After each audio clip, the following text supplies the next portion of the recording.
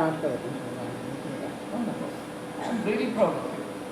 I'm really, really proud of you. And this is something that you will find extremely beneficial. Believe you me. I tell you the kind of distraction that I have avoided by keeping the phone far away from me. Otherwise, I would open a book and I'll get 10 calls. The quality of my reading has improved, my concentration has improved, my sense of inward happiness has improved 100-fold. If you really look at the truth, you will find that that instrument is an instrument of harm and misery. Please believe me. Anyway, so I really want to thank you for your very positive spirit. Now, today, I want to felicitate and commend to you Dr. Renish Abraham, who has been appointed bursar of the college. Would you please rise to the tribute?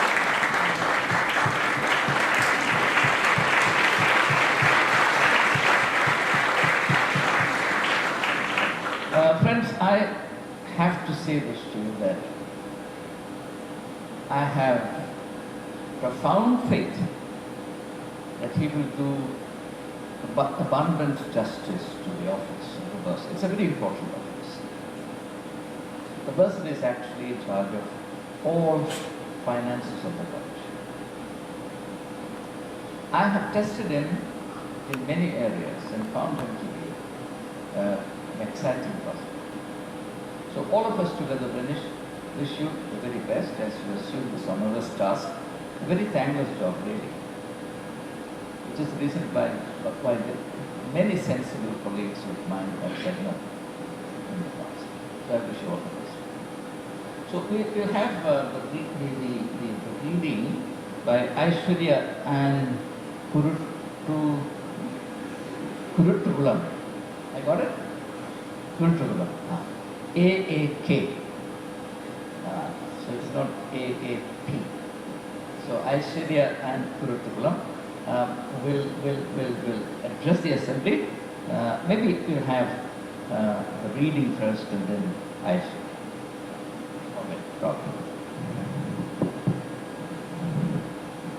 The reading for today is taken from Psalms 42. As the deer pants for the water brooks, so pants my soul for you, O God. My soul thirsts for God, for the living God. When shall I come and appear before God? My tears have been my food day and night, while they continually say to me, where is your God? When I remember these things, I pour out my soul within me. For I used to go with the multitude.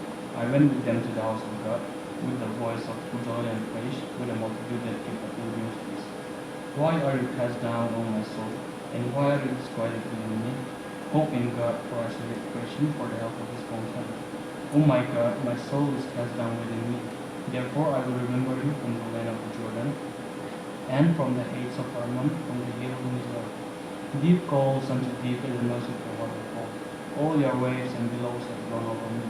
The Lord will command his loving kindness in the daytime, and in the night his song shall be with me, a prayer to the God of my life. I will say to God my rock, why have you forgotten me? Why do I go mourning because of the oppression of the enemy? As with the breaking of my bones, my enemies reproach me, while they say to me all day long, where is your God? Why are you cast down, O my soul, and why are you disquieted within me? Hope in God, for I shall have patience, the help of my countenance, and my God, hear the Lord.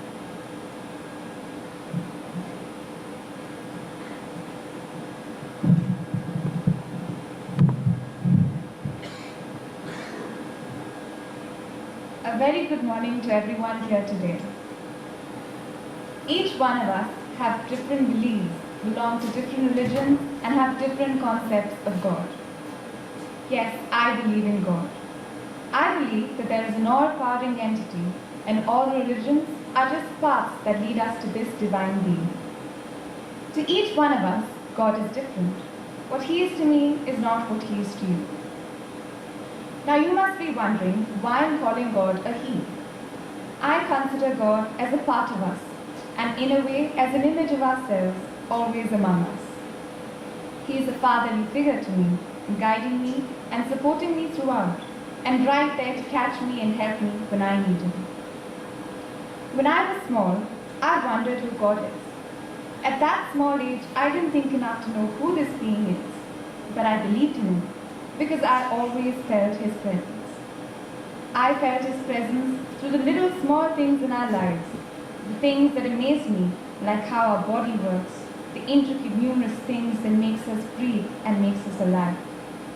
Also, how our minds work, and the beautiful surroundings in nature we live in, and how we all coexist together to enjoy his creation. I once read that God is like a scientist, and the universe is sort of like a large biodome. Everything living inside it is like his experiment. He may have created it, however, he does not interfere in it. He creates the universe and lets life truly thrive, letting us make our own choices, but guiding us all along, always within our reach. Now you must be wondering, if God exists, why do bad things happen to good people? Although he exists, to interfere would be like a scientist interfering with his own artificial environment, or for a parent to do their children's homework for them, instead of letting them learn for themselves. If a divine hand would interfere with everyday life, we as a species would become dependent on it and wouldn't evolve. However, he is omnipresent, lending us support and love always. We just need to reach out to him and build our own relationship with this entity. On that note, I would like to end with a small story. Once a man went to a barber shop to have his hair cut and his beard trimmed. As the barber began to work, they began to have a good conversation. They talked about so many things and various subjects. And when they eventually touched on the subject of God, the barber said, "I don't believe that God exists." "Why do you say that?" asked the customer. "Well, you just have to go out in the street and realize that God doesn't exist. Tell me, if God exists, would there be so many sick people? Would there be abandoned children? If God existed, there would be neither suffering nor pain. I can't imagine a loving God who would allow all of these things." The customer thought for a moment, but didn't respond because he didn't want to start an argument. The barber finished his job and the customer left the shop. Just after he left the barber shop, he saw a man in the street with long, stringy, dirty hair and an untrimmed beard. He looked dirty and unkempt. The customer turned back and entered the barber shop again, and he said to the barber, "You know what? Barbers do not exist." "How can you say that?" asked the surprised barber. "I am here, and I am a barber, and I just walked on you." "No," the customer exclaimed. "Barbers don't exist, because if they did, there would be no people with long dirty hair and untrimmed beards like that man outside." "Ah, but barbers do exist. That's what happens when people do not come to me." "Exactly," affirmed the customer. "That's the point. God too does exist. That's what happens when people do not go to him and don't look to him for help. That's why there's so much pain and suffering in the world." Thank you.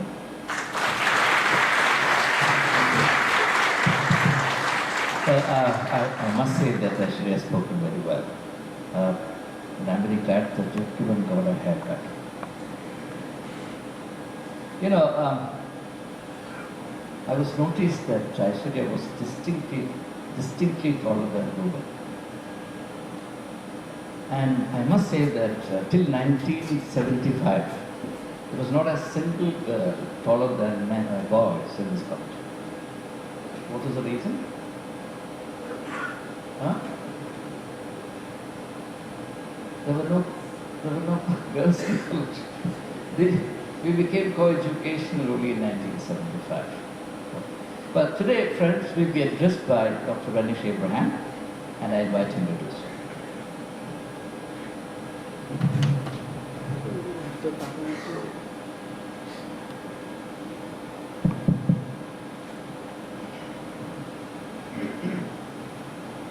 First of all, I wish to thank the principal for giving me an opportunity to address the assembly as a bursar of the college.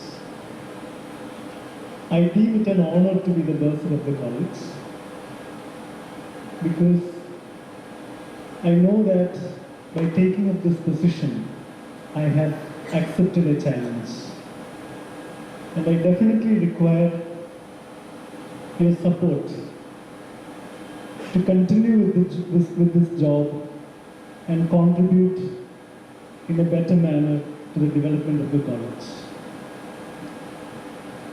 I have addressed the assembly on 3 occasions before, and I had a paper in my hand.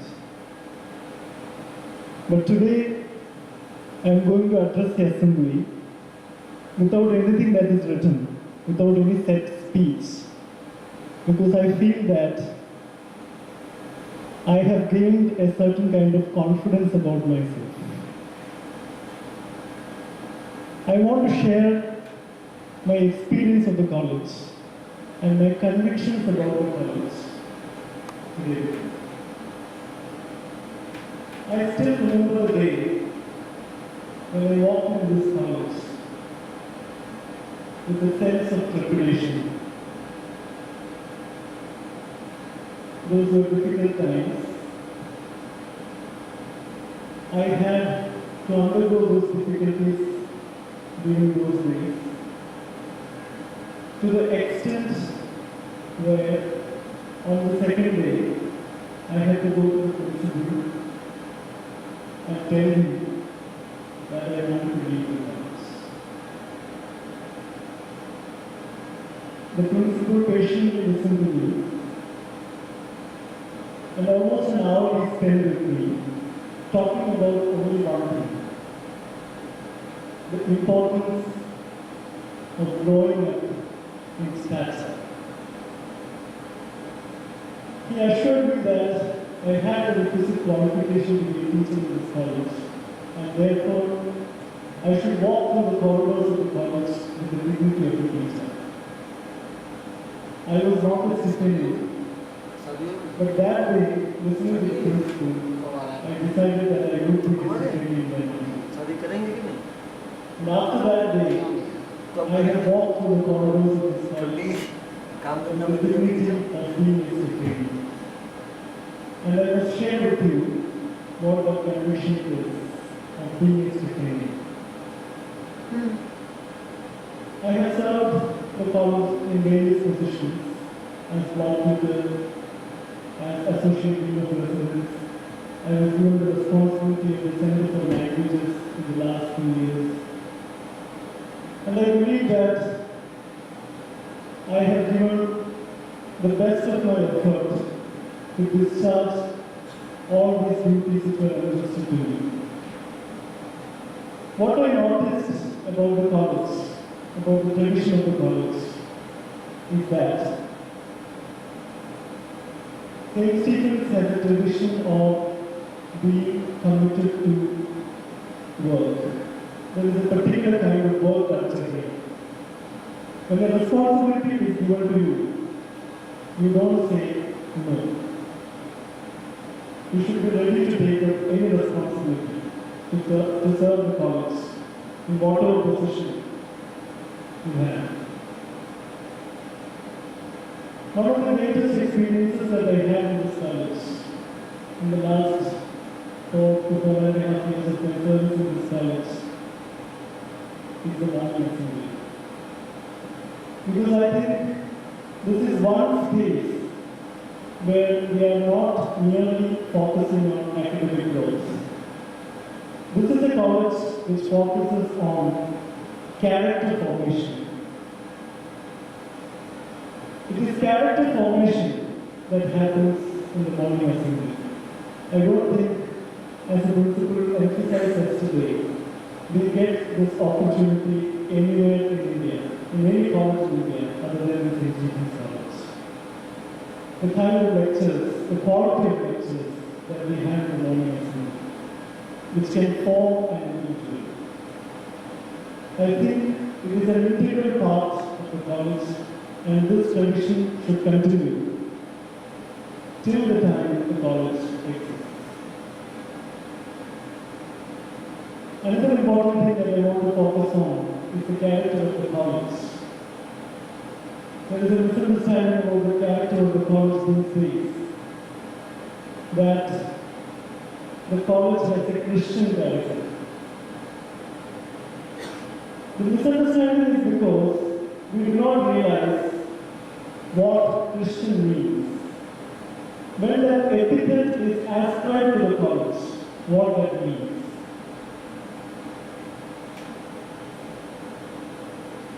And I want to talk about what St. Stephen's College means to me. I want to focus on some of the classes that we had in the assembly in the last few months about the character of the college. Last 4 years, on every first day of the academic year, I have listened to this and I have inculcated that in my mind. When Jesus was asked, what is the first commandment? He responded, the first commandment is, love the Lord your God with all your heart, all your soul, all your mind, and all your might. This is the first commandment. The second is, love your neighbor as yourself. I believe that St. Stephen's College translates these two commandments into a daily experience. The first commandment can be translated as our commitment to the pursuit of excellence. Because excellence is, or in other words, perfection is putting all your heart, all your soul, all your mind, and all your might. So it is a harmony between the body, the mind, and the spirit. So once that harmony is achieved, perfection can be achieved. I'm not saying that it is an easy process to achieve perfection. Jonathan Swift, in his book, A Tale of Tut, he talks about the nature of truth. So he says, truth is like peeling off an onion. What happens when you peel off an onion? There are layers and layers. But inside we may not find anything. Ultimately, the layers are what makes an onion. Perfection is also like that. What is important is not immediately achieving that perfection, but those layers that lead one to perfection. So St. Stephen's College makes a beginning of that pursuit, that longing for perfection in the lives of each individual who studies in this college. The second principle, which is part of the quintessential character of the college, is a caring culture. Love your neighbor as yourself. It is our unwavering commitment to humanity, which is the second principle. Many a time we have heard from the principle that in the last 8 years of his tenure, what he has attempted to follow is to emphasize that pursuit of excellence without compromising social justice.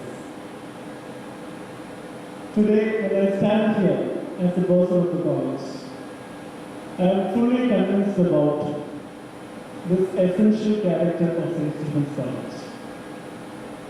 My dream about the college is, again use a familiar image from the Bible, like a mustard seed, which would grow to the extent where the birds of the air will come and build their nests on it. So we have to aim at growth to that level, to grow up, to grow together, to grow out, and finally to grow more. Thank you very much.